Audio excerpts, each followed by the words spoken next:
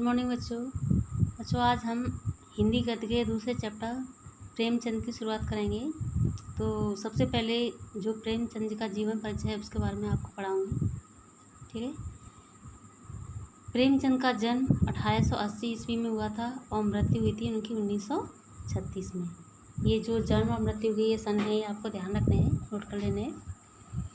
हिंदी जगत में कलम के सिपाही के नाम से मशहूर मुंशी प्रेमचंद का जन्म वाराणसी जिले के लम्ही गांव में हुआ था।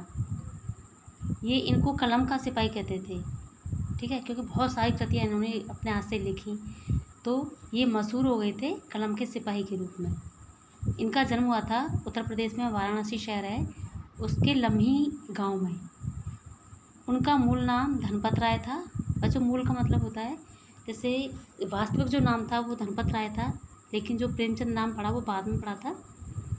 सरकारी नौकरी से त्याग पत्र देने के बाद उन्होंने अपना सारा जीवन लेखन कार्य के प्रति समर्पित कर दिया। यानी इनकी सरकारी नौकरी थी, लेकिन थोड़े दिनों बाद ही इन्होंने सरकारी नौकरी से त्याग पत्र दे दिया और सारा जीवन लेखन कार्य के लिए समर्पित कर दिया, लेखक बन गए। प्रेमचंद उर्दू में नवाब राय के नाम से लेखन किया करते थे। अच्छा, इस बात का, इस लाइन का ध्यान रखना, ये जो उर्दू में नवाब राय के नाम से लेखन किया करते थे, ठीक है। उपन्यास के क्षेत्र में उनके योगदान को देखकर बंगाल के विख्यात उपन्यासकार शरत चंद्र चट्टोपाध्याय, इनका नाम सबने सुन रखा होगा, ने इन्हें उपन्यास सम्राट कहकर संबोधित किया। यानी शरत चंद्र चट्टोपाध्याय ने प्रेमचंद जी को क्या कहा? उपन्यास सम्राट, यानी उपन्यासों का सम्राट, ठीक है। प्रेमचंद ने अपने साहित्य में किसानों, दलितों, नारियों की वेदना और वर्ण व्यवस्था व कुरीतियों का मार्मिक चित्रण किया है।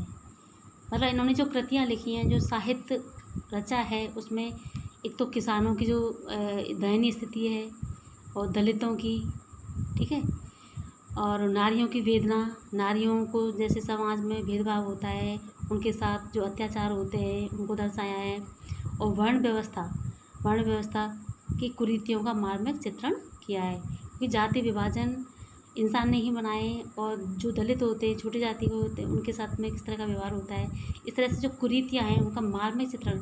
मार्मिक का मतलब जो होता है मन को छूने वाला, यानी कि ऐसी वेदना जो हमारे मन को छू जाए अंदर से, ठीक है।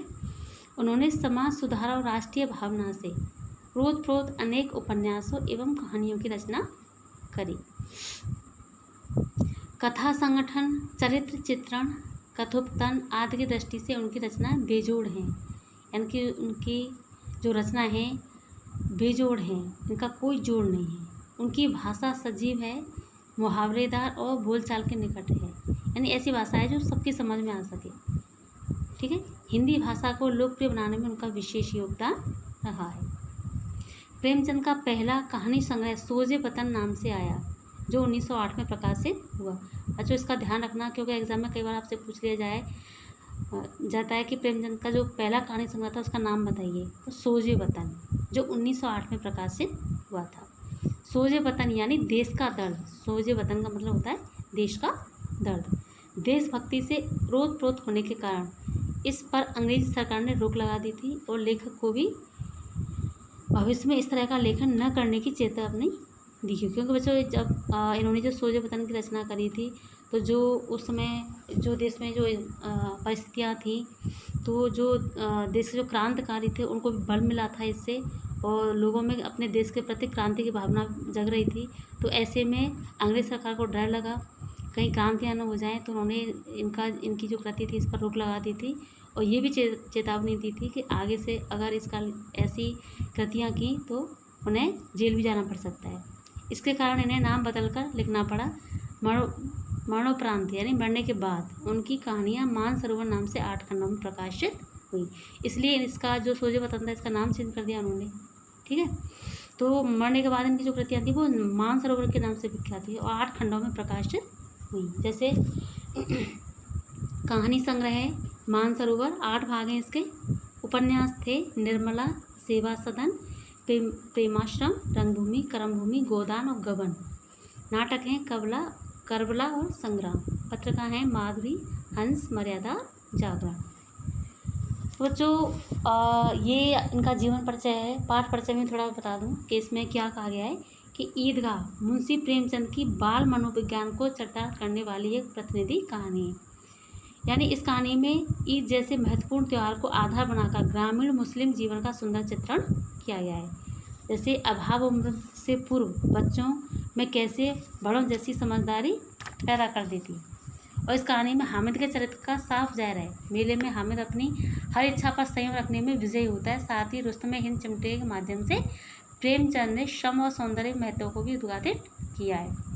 बच्चों यहाँ पर एक छोटा बच्चा होता है, जो अभाव होते हैं, जो परिस्थितियाँ होती हैं, कठिनाइयाँ होती हैं, वो किस तरह से छोटे से बच्चे में समझदारी पैदा कर देता है। हमें होता है बहुत ही संयमी बच्चा होता है, बहुत समझदार बच्चा होता है, और उम्र से पहले ही बहुत सारी चीज़ें वो उसके अंदर होती हैं। तो उसके माध्यम से एक बाल मनोविज्ञान का चित्रण यहाँ पर प्रेमचंद जी कर रहे हैं। तो आज के लिए इतना ही काफ़ी है। कल मैं इस चैप्टर की आपको रीडिंग करूँगा।